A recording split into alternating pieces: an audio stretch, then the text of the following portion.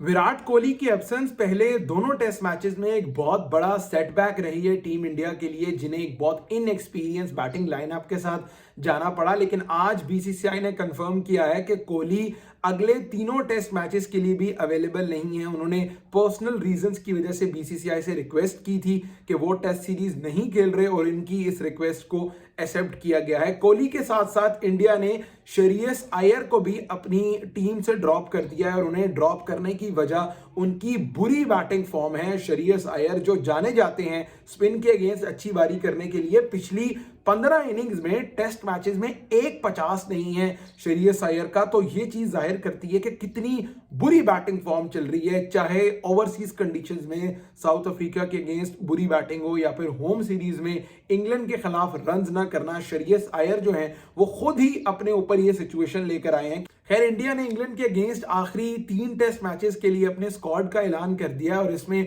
एक बड़ी इंप्रेसिव चीज ये नजर आ रही है कि केएल राहुल और रविंद्र जडेजा टीम में कमबैक कर रहे हैं, लेकिन उनके मैच खेलने का फैसला जो है वो उनकी एनसीए के मेडिकल पैनल की क्लियरेंस के बाद होगा। ये दोनों प्लेयर्स को इंडिया ने दूसरे टेस्ट मैच में अगरचे जीता जरूर इंडिया ने, लेकिन मिस बहुत किया है क्योंकि बैटिंग बहुत ज्यादा कमजोर दिखाई दे रही है इंडिया की। खैर, पहले इंडिया के स्क्वाड पे नजर डाल लेते हैं। रोहित शर्मा कप्तानी कर रहे हैं, जसप्रीत बुमराह, जायसवाल, गिल, केएल राहुल जो हैं वो इंजरी से वापस अगर ठीक हो गए तो वो खेलेंगे। रजत पाटीदार हैं, सरफराज खान, फिर Jurel wicket keeper, KS Bharat, Ravichandran Ashwin, Jadeja, Axar Patel, इसके अलावा बाकी जो है वो इंडिया ने बॉलर शामिल किए हैं। लेकिन इंडिया की इस टीम में आकाशदीप को शामिल किया गया है। ये वही आकाशदीप हैं जो आरसीबी की तरफ से आईपीएल खेलते हैं, ये वही आकाशदीप हैं जिन्होंने बंगाल की तरफ से क्रिकेट खेली है। लेकिन ज्यादा इंप्रेसिव बात यह है कि 2 टेस्ट मैचेस में 11 आउट किए हैं इन्होंने इंग्लैंड लॉयंस के अगेंस्ट, तो ये चीज जाहिर करती है कि टैलेंट आकाशदीप में है और जितनी अच्छी डोमेस्टिक की परफॉर्मेंस थी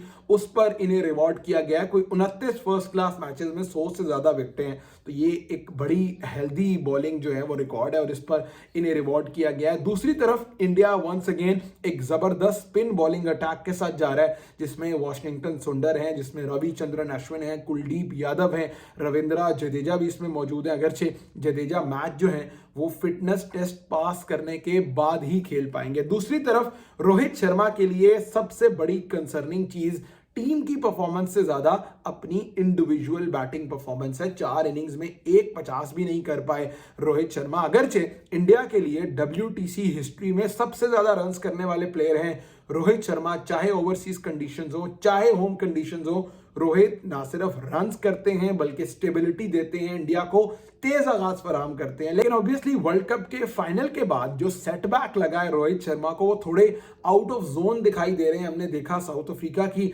टेस्ट सीरीज में भी उनसे वैसी परफॉर्मेंस नहीं हुई, अब होम सीरीज में भी उनका बल्ला रन्स नहीं उगल रहा। तो कुछ ना कुछ कहीं ना कहीं बैक ऑफ द माइंड आपकी ये चीज रहती है कि आप इतने बड़े मेगा इवेंट में इतनी अच्छी परफॉर्मेंस दिखाने के बावजूद, इतनी सेल्फलेस क्रिकेट खेलने के बावजूद अपनी टीम को वर्ल्ड कप नहीं जितवा पाए। कोई गिल्ट रहता है, कोई थोड़ा सा ट्रॉमा जो है वो आपके ज़हन में रहता है। तो रोहित शर्मा को इससे बाहर निकलकर बारी करनी होगी और इससे बाहर निकलकर इंडिया के लिए बड़ी इनिंग्स खेलनी होगी। दूसरी तरफ अगर हम कुछ बैटिंग पे नजर डालें इंडिया की, ऑब्वियसली बॉलिंग तो सॉर्टेड दिखाई दे रही है, लेकिन बैटिंग में कुछ ऐसे एरियाज हैं जहां थोड़ा इनएक्सपीरियंस लग रहा है। जायसवाल ने भी अभी अगरचे पिछले मैच में डबल 100 किया, लेकिन इतना तजर्बा नहीं है उनके पास में। शुभमन गिल की फॉर्म वापस आ रही है। बाकी आप केएस भारत, उनका डेब्यू था पिछले मैच में, इंप्रेस नहीं कर पाए। और अगर केएल राहुल खेलते हैं तो इंडिया की बारी जो है वो थोड़ी बेहतर हो जाती है। फास्ट बॉलिंग तो ऑब्वियसली जसप्रीत बुमराह के होते हुए बहुत ही सॉर्टेड दिखाई देती है इंडिया की,